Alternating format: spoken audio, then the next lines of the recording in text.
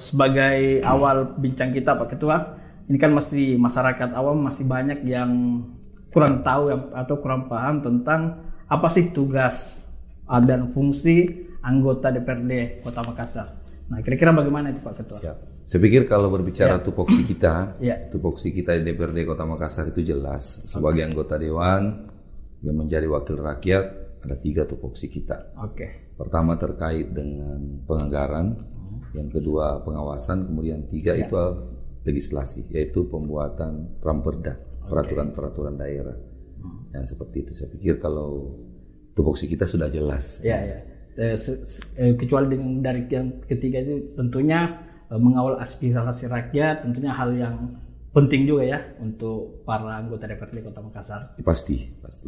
Kenapa penting? Karena kita ini dipilih oleh rakyat. Paling tidak ya kita dalam menjadi pembela untuk rakyat. Betul. Seperti itu. Nah, khusus untuk sebagai fungsi legislasi Pak Ketua. Nah, untuk di tahun 2025 ini kan tentunya sudah ada beberapa ranperda yang menjadi proyeksi untuk DPRD untuk disahkan menjadi perda. Kira-kira ada berapa sih ranperda yang saat kalau ini? Kita mengacu dari tahun lalu itu kita usulan itu baik itu usulan pemerintah kota maupun sebagai inisiasi DPRD Kota Makassar itu kurang lebih 20 lebih lah ranperda. Tapi yang berjalan itu kalau tidak salah kurang lebih 10 ke atas. Untuk tahun ini sementara ini kita konsentrasi untuk pembahasan terkait RPJMD karena RPJMD kita di Kota Makassar ini belum terselesaikan, insya Allah secepatnya kita akan selesaikan. Yang kedua pasti kita akan masuk di LKPJ 2024 itu pasti kita harus selesaikan karena itu menjadi tanggung jawab kita juga. Kemudian nanti akan banyak perda yang diusulkan. Kita tinggal menunggu saja ini apa yang menjadi usulan pemerintah kota. Kemudian kita selaraskan dengan kalau misalnya sudah menjadi usulan pemerintah kota, berarti DPRD Kota Makassar tidak perlu berinisiasi. Karena ramperda ini kadang muncul dari inisiasi pemerintah kota dan inisiasi DPRD Kota Makassar berdasarkan apa yang menjadi keluhan-keluhan masyarakat. Jadi memang ranperda inisiasi ini biasanya ada dari aspirasi rakyat yang dibawa. Kadang-kadang begitu Pak Ketua ya. Contoh kecilnya kemarin itu ada ramperda tentang keperawatan. Keperawatan.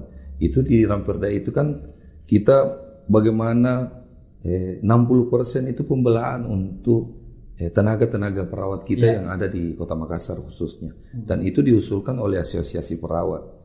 Dan alhamdulillah sudah ketok palu di tahun 2022 atau 2021. Sudah ketok palu dan sudah jadi perda. Sudah menjadi peraturan daerah.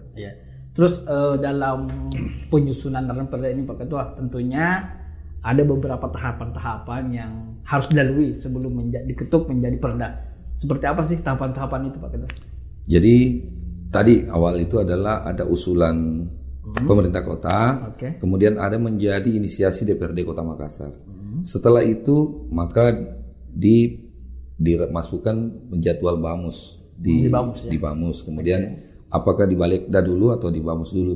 Biasanya kita di Balegda dulu. Kalau selesai di Balegda terkait dengan hal-hal teknisnya, hal teknis terkait dengan ramperda itu, maka itu langsung dijadwalkan di BAMUS menjadi pansus. Jadi pansus itu. Kemudian nanti di pansus juga itu kan terbentuk apakah ini menjadi pansus besar atau pansus kecil. Kalau misalnya pansus besar biasanya 25 orang. Kalau pansus kecil hanya 12 sampai 13 orang seperti itu. Kemudian di pembahasan. Tanggapan masyarakat biasanya ada nggak untuk sebelum diketuk ini? Dalam rapat pembahasan itu di pansus itu kita hadirkan semua. Baik itu yang punya kepentingan, baik itu untuk hal-hal negatifnya, maka kita butuh beberapa tanggapan ahli. Jadi pasti kita akan mengundang ahli terkait dengan pansus yang kita akan bahas. Selanjutnya Pak Ketua kan dalam perumusan itu pembahasan ranperda ini tentunya ada beberapa kendala. Dan tentunya tidak lancar-lancar amat juga kan mungkin ada beberapa ranperda yang akhirnya berhasil diketuk palu, ada juga yang tidak. Kira-kira kendala yang kadang ditemui oleh para pansus ini apa sih biasanya Pak Ketua?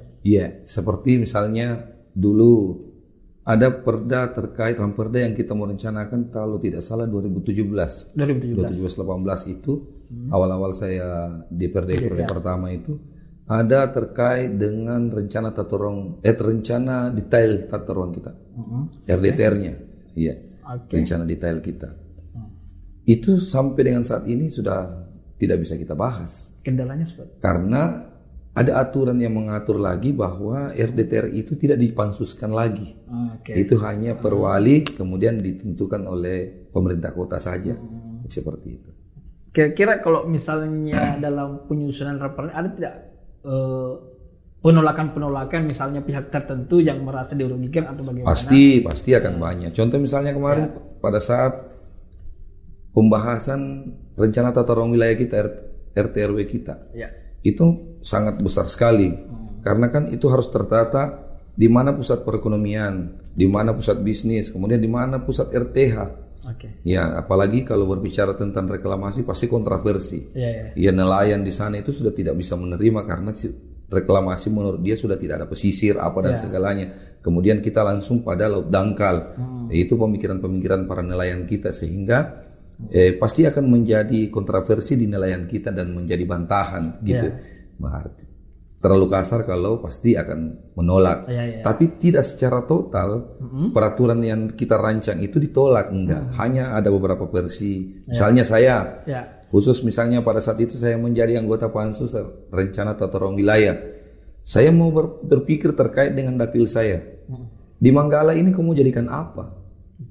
Manggala ini hanya menjadi area pemukiman, hanya pembuangan sampah, hanya pembuangan tinja dan pembuangan manusia. Area pemukiman itu adalah pembuangan manusia. Misalnya dibongkar di rumahnya menjadi pusat bisnis misalnya. Kemudian di Manggala dia akan membeli lahan. Buktinya percepatan penduduk, jumlah penduduk kita di Manggala, misalnya Manggala ini, contoh kecil, percepatan penduduknya itu sangat meningkat. 2018, 2019 itu wajib pilihnya hanya 80.000. Tiba-tiba sekarang ini baru-baru ini 20 kemarin 24 kemarin 23 lah pencalekan kemarin itu wajib pilih itu sudah 100.000 lebih. Sehingga ya ada kenaikan terkait dengan itu dan itu harus kita ubah.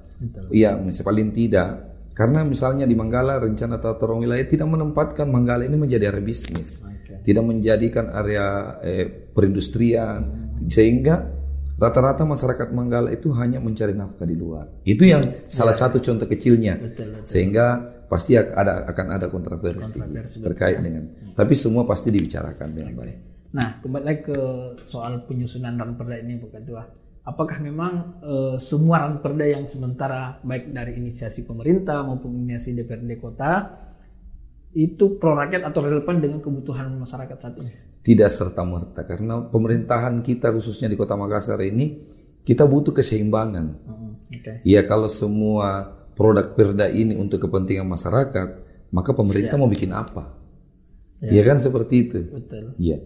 Misalnya kalau misalnya perda rumah kos, pasti masyarakat itu merasa dibebankan. Tapi di satu sisi ada kebutuhan pemerintah di situ. Ada kebutuhan pemerintah di situ dan ya nantilah kita menjelaskan secara detail kan. Betul. Nah, soal setelah ranperda ini diketuk menjadi perda, kira-kira bentuk pengawasan dari DPRD sendiri terhadap penegakan perda ini bagaimana, Pak? Pasti kita lakukan karena itu tupoksi kita. Ya baik itu dilakukan di Monep, kemudian rapat dengan RDP yang kita lakukan. Misalnya beberapa THM ini teman-teman sudah turun periksa terkait dengan perizinannya yang tidak berkesesuaian dengan perda kita karena bukan ramperda ya. Dia sudah perda. Nah, itu pasti dilakukan pengawasan. Kemudian gudang dalam kota. Ya kan kemarin mungkin KPOP sudah membahas terkait itu ya. Di gudang dalam kota itu juga penting untuk sehingga memang di DPR ini tergantung komisi-komisinya. Jadi dari setiap komisi itu membawahi beberapa dinas, itulah ya misalnya berkaitan dengan dinasnya, maka komisi apa yang akan turun untuk melakukan tinjauan. Kemudian setelah itu kita DPR. Apalagi sekarang ini di DPR ini hampir tidak begitu banyak kegiatan sehingga lebih banyak ini kita selesaikan semua permintaan-permintaan masyarakat terkait dengan rapat dengar pendapat. Baik itu permasalahan lahan, permasalahan jalanan, permasalahan infrastruktur, dan permasalahan-permasalahan lainnya. Itu lebih banyak kita lakukan itu sementara waktu. Nah, terus ini Pak Ketua, ini kan Pak Supratman ini sudah periode ketiga di DPRD Makassar, alhamdulillah. Nah, selama duduk di DPRD Makassar, kira-kira bergeser sedikit dari tema kita sore ini. Kira-kira aspirasi apa sih yang paling banyak dikeluhkan masyarakat selama ini? Kalau kita membahas itu, pastinya kita mengacu dari hasil musrembang dan reses kita. Di musrembang itu dan reses itu berbagai macam, tergantung geografis wilayah kita.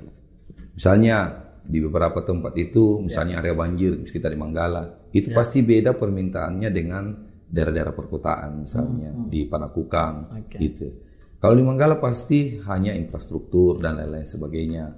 Kemudian ada beberapa pelatihan tenaga kerja yang dibutuhkan, perbaikan-perbaikan jalanan, pokoknya infrastruktur, lampu jalan dan lain-lain sebagainya. Tapi kalau wilayah-wilayah perkotaan itu ya pasti dia membahas terkait dengan rawan macet, bagaimana tata kelola dinas perhubungan dan bekerja sama dengan Dirlantas begitu seperti itu. Nah, mungkin kembali lagi ke Ranperda ini Pak Ketua. Nah, dari sejumlah Ranperda yang telah dirumuskan, kira-kira yang paling prioritas atau yang paling dibutuhkan untuk saat ini untuk masyarakat apa itu Pak Ketua yang saat ini? Kita belum tahu ini bagaimana usulan-usulan kan.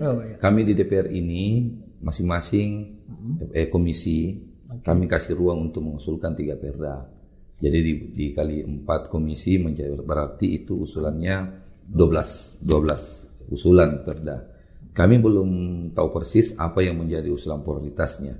Tapi paling tidak untuk tahun ini, apalagi dengan adanya efisiensi anggaran ini, pasti akan banyak keluhan masyarakat terkait dengan perekonomian. Sehingga mesti harus ada tatanan yang bisa mengatur terkait dengan itu. Oke, siap. Nah, terakhir Pak Ketua. Siap. Nah, kira-kira bagaimana sih anggota DPRD di Kota Makassar ini dalam mengawal aspirasi masyarakat di parlemen? Kalau terkait dengan pengawalan aspirasi itu pasti akan rutin kita lakukan. Pertama mungkin melalui musrembang yang kita kawal, karena setiap musrembang itu teman-teman di dapil kembali misalnya teman-teman anggota DPR dapil 1, dapil 2 akan kembali ke dapilnya masing-masing untuk mengawal musyawarah rembuk warga kan seperti itu. Baik itu di tingkat kelurahan, tingkat kecamatan maupun tingkat kota. Yang kedua ada reses yang kita lakukan. Di reses inilah kita menerima keluhan-keluhan masyarakat, aspirasi masyarakat. Yang ketiga ya interaksi yang kita lakukan di masyarakat. Karena sebagai anggota DPR kita tidak hanya untuk berkantor di gedung DPR aja. Sebenarnya kalau kita sudah turun di masyarakat, ketemu dengan masyarakat, menerima curahan masyarakat, itu sama halnya kita sudah berkantor. Karena kami adalah wakil rakyat, maka kami harus berbaur dengan rakyat. Seperti itu.